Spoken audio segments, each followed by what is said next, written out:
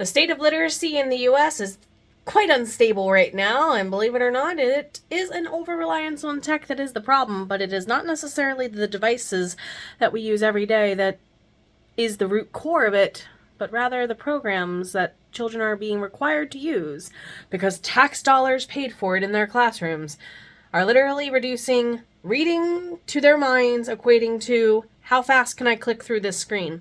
Let's have a talk about how it's going to affect publishing. Oh wait, it already is.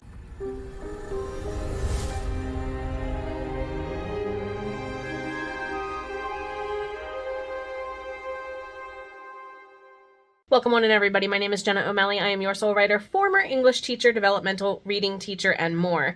For those of you who are wondering what my stake in all of this cross-conversationness between what's going on in school to create readers versus the readers that are actually coming into and keeping the publishing industry alive and thriving, what's going on? There's a disconnect, and oh boy is there now more than ever. Now, prior to 2020, when I was in a classroom full-time as a teacher, part-time as an editor, and doing other coaching things with writing outside of through tutoring and whatnot to help pay the bills, I noticed that there was a decrease in the love of reading, and I always made it a point as part of my beginning and middle and end of the year kind of activities to keep the flow of opening and closing 2 semesters back to back going smoothly. One of the questions that I would ask students routinely, and did after 2020, we'll get to that in a minute, why don't they, or why do they, enjoy reading? A lot of my students cited prior to 2020 that they love to read certain things. Now, I would ask them to be specific in their certain things. Some of them do enjoy reading things like manga, comic books. Great, you're reading. I'll take it. It counts. Quite a few of them said they preferred audiobooks, and if you know anything about kinesthetic learning, you know audiobooks are actually being absorbed by the readers. We'll talk about that later too. And then, of course, I would have students who would be like, I prefer to read magazines. Now, these are more my students who were into a thing. A lot of my auto mechanic students, of course, read a lot of auto body magazines about current stuff on the market. And they weren't just looking at the trendy stuff either. They were literally looking at like engineering and mechanics and things of that nature in some of these magazines. I would compare an automotive person reading one of these magazines to a doctor reading anything in their field by comparison to keep up with similar advancements. So a lot of trade-related reading was going on. Now, mind you, I'm teaching at the time mostly high school juniors and seniors. Mostly. So for their age group, they're picking appropriate reading choices. Every year, certain words showed up less and less. Novels. Novellas. I had very few students who knew the difference between a short story, a novel, and a novella. They knew what a short story was. They knew what a novel was. They did not understand that there was something that kind of existed with one foot in each pond. Because some novellas are really long short stories and other novellas are really short novels. Is often how I would compare the definition of what is a novella. And most authors go, yeah, that kind of is a fair, quick definition to someone who isn't in the industry. A lot of my students, the ones who liked novels, were really into romance of any kind. But they were really, really, really, really, really, really, really into magical stuff at the time. Then, of course, you have what happened in 2020. Prior to 2020, lockdown, COVID, and so on, a lot of my students said they would never, ever, ever even consider listening to an audiobook for fun because it took too much time. That was honestly their number one reason why they did not like to read prior to and after 2020. That is the common thread. Reading takes too much time. I can go ahead and watch the movie. I can go ahead and read the AI synopsis or just have someone do a retrospective react video to it in 20 minutes or less and pretty much enjoy the same thing and save a bunch of time. So the market pivoted, I noticed, Shorter fiction was what I was hearing a lot from my peoples that I know who still work in traditional editing. They said, we're not seeing the desire to pick up as many longer works again. We're looking more at what can be handled by an audiobook in, say, 8 hours or less. That's still a pretty decently length audiobook. It's a little bit of a shorter novel than compared to, my books, which originally in their 100K plus form would have likely been 10 hours plus. So after 2020, we on the education side noticed something more and more. Now, in education prior to 2020, there was a conscious push to put more and more tech in the hands of children, especially in rural areas. Why? Oh, look, more people we can turn into employees eventually, honestly was some of the aims of some of that funding. Kid you not. The rural areas needed it.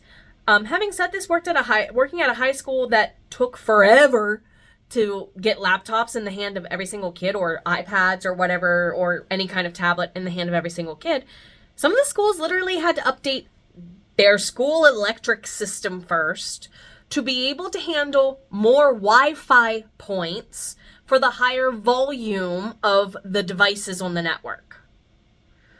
So I worked at a school that was given money for the computers, but none of the other stuff prior to. But it needed the other stuff prior to.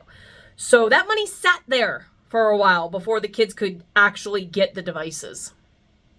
Now, on the other hand, I've worked in a school district where it's not just a government-funded school district, aka there are tax levies and business partnership programs in place where the businesses can give a ton of money to the school board to have all the better tech and all the better teachers to teach with the tech, okay? So at that school district, you can tell how much money went into tech. You're starting to see the problem here. We paid all this money. You're now required to teach with it.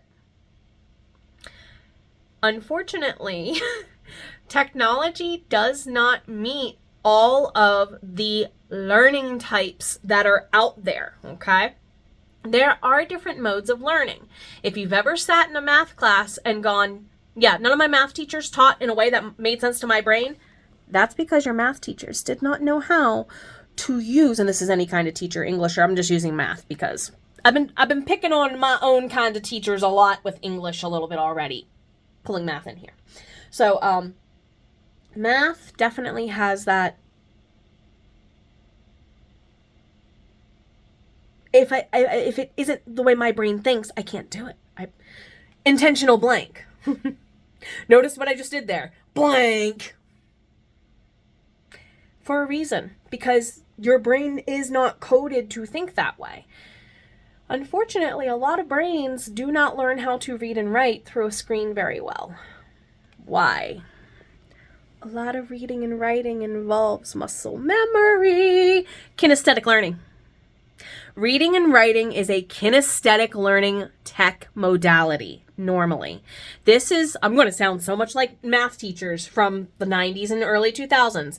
This is why I need to teach you how to do that equation, whatever x equals b something square over whatever. I can't even remember equations. I have to teach you how to do it by hand before you can plug it into a computer, so that way if the computer gets it wrong and or breaks, you can fix it. And in age of AI, that last part is more than key than ever. We are going through our TI-80 whatevers right now with AI in our publishing field at large. A lot of students do not see the value in understanding how to use language until you tell them and explain to them language is a tool. This is why beginning of the year, I like to start with a little unit called History of the English Language. And we start with how did writing systems get started? If you didn't know, temples way back in Sumeria and Egypt needed them to tally up food more efficiently and inventory more efficiently. That's one of the many storied sources as to why we started actually writing stuff. Okay? It was so we could make sure we could feed each other efficiently during the not so harvest-friendly seasons. That is logic be sense-making to me as to why we would invent a tool for our own survival, does it not? And then I realize a lot of teachers are not teaching English that way. Because tech, we paid for the tech. You have to use the tech. And there is one program in particular that math and English are equally suffering from right now, called iReady. If you are a parent and your child is being required to do a certain number of minutes per day, a certain number of days per week, to reach a certain number of minutes total per week, example being at the schools I've taught at, and like literally, we were required to use it, or I as a teacher got in trouble for not putting it in my curriculum. It's called prescribed curriculum. I was required to make my students do 10 minutes a day, 5 days a week, or they didn't get a grade that week. They got a 0 until they caught up on their minutes. Now notice what I'm grading them on. I have to make sure that check, you participated. It's a participation grade to the kids in a lot of schools. A lot of teachers, if they can get away with not using it, are going, I'm not using that because it doesn't actually let the kids do what they need to do. Another layer that is problematic, iReady, for those of you parents who don't know, only goes up to the 8th grade in curriculum as of the end of the 2025-2026 school year. So it's only preparing high school seniors to test at the ability and know how to do 8th grade or higher. It will test and see if they can do high school. But once you reach an 8th grade level creditability, you don't have to interact with the program no more. Hi. So yeah, editing Jenna cutting in here because that whole tangent, I apparently forgot to include some actual information on data for iReady. So iReady also, hint, the studies are showing there are not enough studies to prove that it's effective. Link down below. If you are a parent and your child's school uses iReady, ask them for data-driven evidence of the use of iReady for skill level gains per school year per child. And if it's less than 1%, because that's what the studies are showing, is the impact of difference of iReady is 1 to 5%. Which is a standard deviation. It's just like every other point and click game out there. Back to rant mode. Enjoy. I have a problem with that, don't you? I know a lot of people that I went to high school with. Not that I taught as a teacher. That's a whole different party because I know I have former students who would fill up more rooms than this. So I just know people I went to high school with myself who would look at that and go, yeah, click, click, click. I don't care that the answers are wrong. You're not grading me on my answers. You're grading me that I actually click, click, click. Then the benchmark test comes around. In education, a wise practice is a pretest, a midterm, an end of semester test, for example. Okay? That is good practice. That is best practice. There should be growth. Within one school year, the average ability student, so meaning a student whom does not have special needs of any kind, which is, I'm going to be honest, 50%-ish plus or minus of kids. So 1 out of 2 kids are capable of doing this, and it's pretty cool. They are capable, if they put in the work and choose, notice my word choices here, choose to put in the work, they can grow 1 to 3 grade levels in math or English per year. We call these kids our bubble kids or our gap kids. They are within the bubble or within, say, 10 points of going to the next level. We will focus on them hardest, but they are often the kids who are just like, this program is boring. I have had so many seniors say this program is for little kids. Why am I playing a kids game to learn how to read better? And the program skips one key thing. Reading and writing is a kinesthetic. It relies on muscle memory, micro and macro muscle memory. that normally we develop in young ages when our micro and macro hand functions are being developed. I hear a lot of teachers and potentially therapists and parents in chat going, yes, yes, yes, yes, yes, yes, this. Well, if the first thing they're giving your kid is a computer, they're not getting that kinesthetic connection of how to use the tool. The tool was invented to be used a certain way, and therefore it is still genetically encoded in our biologics to expect that to a degree. This is why I say a kid who is struggling probably needs a physical book in their hand, not a digital one. They need to feel it, literally. They need to engage their senses, literally. How is this impacting publishing? We are now more than ever going to have to look at how people are using reading and writing as a tool. It is changing whether we like it or not. For the first time in a couple hundred years, it is our turn to go through an evolution, apparently. Math and science have been hogging it for quite some time. Apparently, it's our turn now. Okay? It hasn't been our turn since the 1600s. So, yeah. We definitely are going to have to acknowledge that the more ways we put stories out there to be consumed, because that's ultimately what writing and reading are. They are tools for storytelling. Storytelling is the art. Reading and writing are the tools through which we do it. Or if you're into oral narration and into performance art, oral storytelling still exists. This is why podcasts are so popping off big right now. This is why people love watching other people play things like D&D so much right now. It's still storytelling, but with a tool. So I think we need to embrace the fact that there are other good changes happening to put books in people's faces all the more in different ways, and they're good.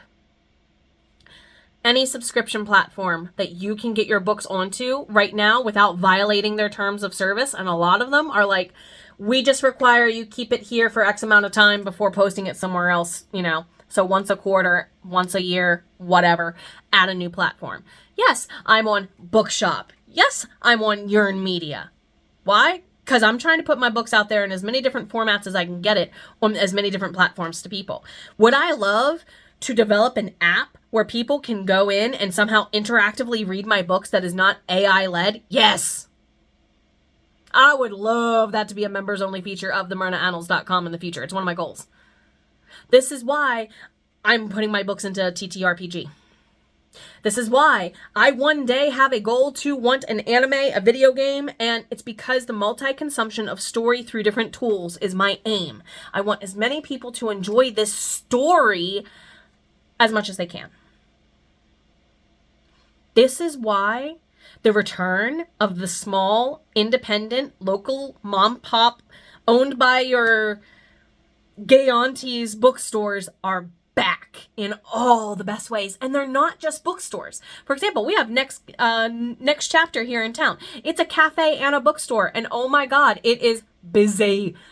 Getting on their schedule to do stuff there has been interesting because there's a lot of authors in the area of where I live in Maryland, to be fair. But also, there's a lot of people who are wanting to do poetry nights, spoken word performances, guitars, all kinds of things, and just people coming in and having a good time. It's becoming a hub to enjoy food and drink and bardic lifestyles again. Let that sit there for a second. I have been saying since I started my YouTube channel and opened up Soul Bard Academy and opened up Soul Bard Productions that this is an era of barding. We are going where the people are with it for a reason. We're not just at book fests and book cons and book fairs. We're at Ren fairs. We're at Comic-Cons and artist alleys. We're at your local farmers markets. We're doing everything we can because story is a gift and stories are innate to human nature. They're innate to our survival. So, publishing industry. I don't think you need to get more tech laden. However, There is a bridge being built, is there not? Do you hear the call? People are calling this another renaissance. We just had a second industrial revolution. Why not? Show them who really is in control of creating new things, the creatives, because we transform this humanity more than ever, and they couldn't do it without us first. Take care of yourself. Now more than ever, you matter. Let's do this.